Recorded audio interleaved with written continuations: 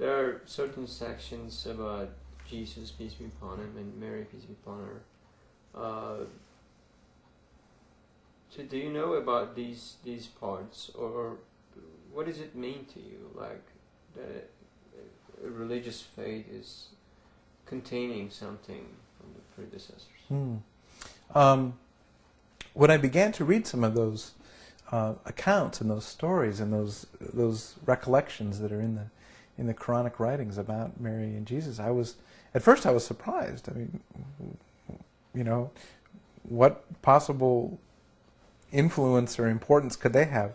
But then it was kind of reassuring. I mean, there was a sense of, again, of respecting the figures who had come before, of Moses and Abraham and Jesus and Mary, and seeing how they were part of a long line that Islam recognized and that the Quran gave witness to.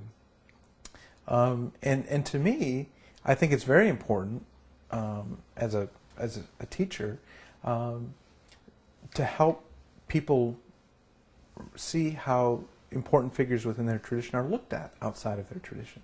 And Islam gives us a wonderful way of doing that, especially because there's more written about Mary in the Quran than there is in the New Testament.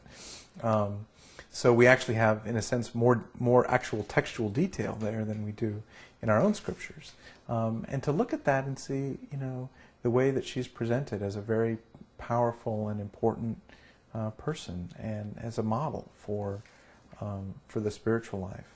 And to look at Jesus again, and to see him in his prophetic role in the Quranic writings, and how he brought a message, and to see, because then when we can look at that prophetic role, that brings us back in as Christians into the New Testament to see how that prophetic role can be lifted up again, because he has so many. There's such a rich picture that Christians have of him as a healer and a prophet. And all of these different things that he was, priest, but to see the prophetic side, you know, really looked at from another perspective is extremely enlightening for Christians, and it's just a wonderful additional resource that I think Christians should avail themselves to. So.